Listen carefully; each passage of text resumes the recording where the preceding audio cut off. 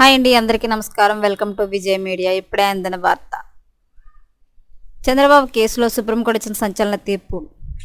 తీవ్ర ఆనందంలో టీడీపీ నాయకులు. లేటెస్ట్ అప్డేట్ రావడం జరిగింది. సో దానికి సంబంధించిన పూర్తి వివరం చెప్పడం కోసం నేను ఈ వీడియో చేస్తున్నాను. వీడియోని పూర్తిగా చూస్తేనే నేను చెప్పే సమాచారం మీకు బాగా అర్థమవుతుంది. అలాగే వీడియో నచ్చితే వీడియోకి లైక్ ఇచ్చి నన్ను సపోర్ట్ చేయండి. కొత్తగా నా ఛానల్ ఎవరైనా చూస్తున్నట్లయితే కనుక తప్పకుండా సబ్స్క్రైబ్ చేసుకోండి. చేరుతుంది. నేను పెట్టే ప్రతి వీడియో మీకు చూడడానికి అవకాశం ఉంటుంది. అలాగే వీడియోని లైక్ చేయడం వల్ల వీడియో కొంతమందికి రీచ్ అయ్యి ఇన్ఫర్మేషన్ మరి కొంతమందికి రీచ్ అవుతుంది. సో లేట్ చేయకుండా మనం వివరాలకు వెళ్ళిపోదాం.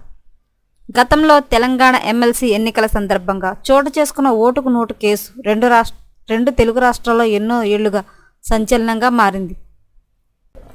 ప్రస్తుతం తెలంగాణ సీఎంగా ఉన్న రేవంత్ రెడ్డి, ఆంధ్రప్రదేశ్ సీఎంగా ఉన్న నారా చంద్రబాబు నాయుడులపై ఈ ఓటుకు నోటు కేసులో ఎప్పటి నుంచో ఆరోపణలు వెల్లువెత్తుతూనే ఉన్నాయి.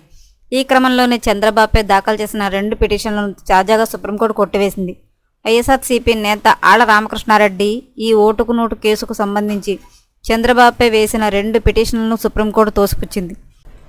అదే సమయంలో ధర్మాసనం కీలక వ్యాఖ్యలు చేసింది. రాజకీయ కక్షలకు కోర్టులను వేదిక చేసుకోవద్దని ఆళ్ల రామకృష్ణారెడ్డికి సూచించింది. ఓటుకు నోటు కేసులో నారా చంద్రబాబు నాయుడును నిందితుడిగా చేర్చాలని, ఈ కేసును సీబీఐకి అప్పగించాలని కోరుతూ వైసీపీ నేత ఆళ్ల రామకృష్ణారెడ్డి గతంలోనే 2 పిటిషన్లు దాఖలు చేశారు. వీటిపై తాజాగా సుప్రీంకోర్టు జడ్జీలు justice MM Sundaresh, justice Aravind Kumar నేతృత్వంలోని ద్విసభ్య ధర్మాసనం విచారణ చేపట్టింది.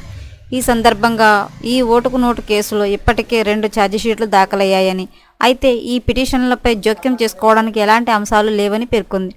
ఈ నేపథ్యంలోనే రాజకీయాల కోసం కోర్టులకు రావద్దని పిటిషనర్కు సూచించింది.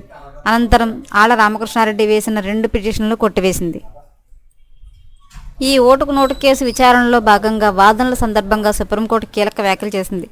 ఆధారాలేని అంశాలను తీసుకువచ్చి సుప్రీంకోర్టుతో ఆటలాడుకోవద్దని, రాజకీయ కక్షలను తీర్చుకునేందుకు కోర్టులో నివేదిక చేసుకోవద్దని పిటిషనర్ను తీవ్రస్థాయిలో హెచ్చరించింది. ఈ సందర్భంగా పిటిషనర్కు రాజకీయాలతో ఉన్న సంబంధం పైన సుప్రీంకోర్టు ఆరా తీసింది.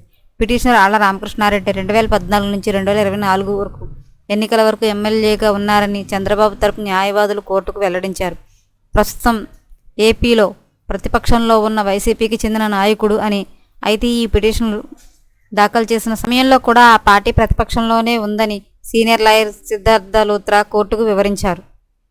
ఈ క్రమంలోనే ఓటుకు నోటు కేసుకు సంబంధించి సుప్రీంకోర్టులో వేరే కేసులు కూడా ఉన్నాయని ఆళ్ల రామకృష్ణారెడ్డి తరపు లాయర్ ఆ కేసుల జాబితాను కోర్టుకు సమర్పించారు. అయితే ఆ కేసులకు ప్రస్తుతం వాదనలు జరుగుతున్న కేసులు ఎలాంటి సంబంధం లేదని లాయర్ సిద్ధార్థ లూత్రా తెలిపారు.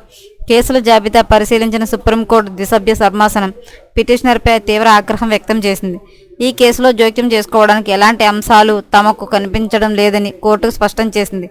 ఎప్పటికప్పుడు మరిన్ని లేటెస్ట్ అప్డేట్ల కోసం మన ఛానల్ తప్పకుండా సబ్స్క్రైబ్ చేసుకోండి. Thanks for watching.